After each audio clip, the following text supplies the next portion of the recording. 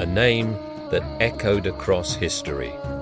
A young sultan, born into trial, raised in discipline, destined to fulfill a prophecy spoken by the messenger of Allah. This is Sultan Mehmed II, known to the world as Mehmed the Conqueror.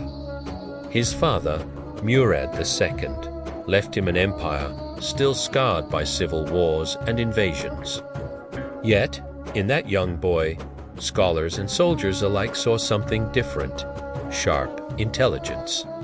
Calme patience in fait. From his earliest years, he was taught not only the art of war, but the Quran, the sciences, languages, and the traditions of his prophet.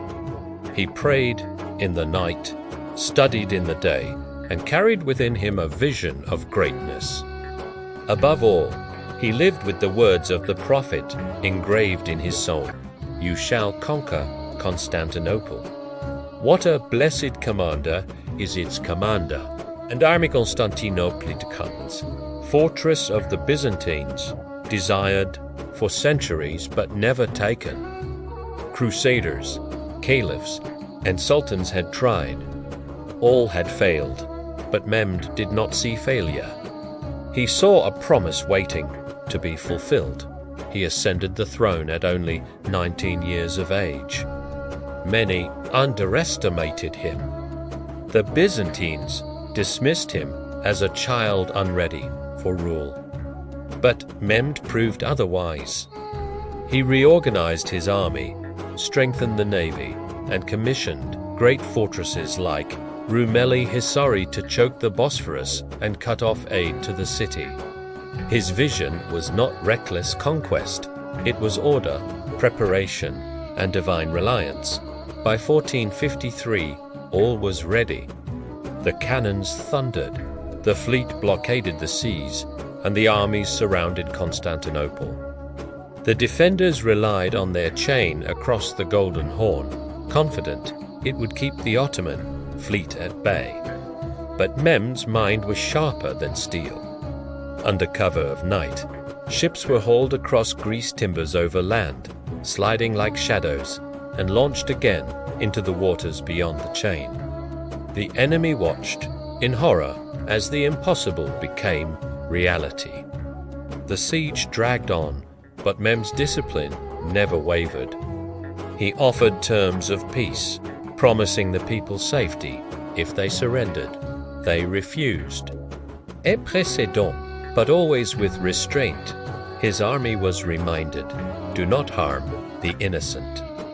Do not dishonor women or children. Victory belongs to Allah, not to bloodshed. Then came the morning of May 29, 1453. Before the final assault, Mehmed gathered his men. They prayed together, their voices rising like thunder before dawn. He spoke to them not as a tyrant, but as a brother in faith. Those whom God has destined for martyrdom, rejoice. Those whom He grants life, carry justice and safety to the people. The attack began. Waves of soldiers surged, cannons shattered the ancient walls, and chants of Allahu Akbar filled the sky. The defenders fought desperately, but the tide was unstoppable. Soon, the banners of Islam rose upon the towers, and the prophecy was fulfilled. When Mehmed entered the city, he did not come as a destroyer.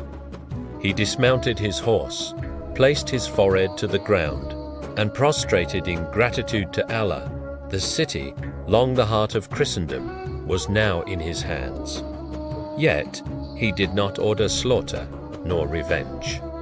Instead, he declared safety for its people, protection for their lives, their homes, and their places of worship.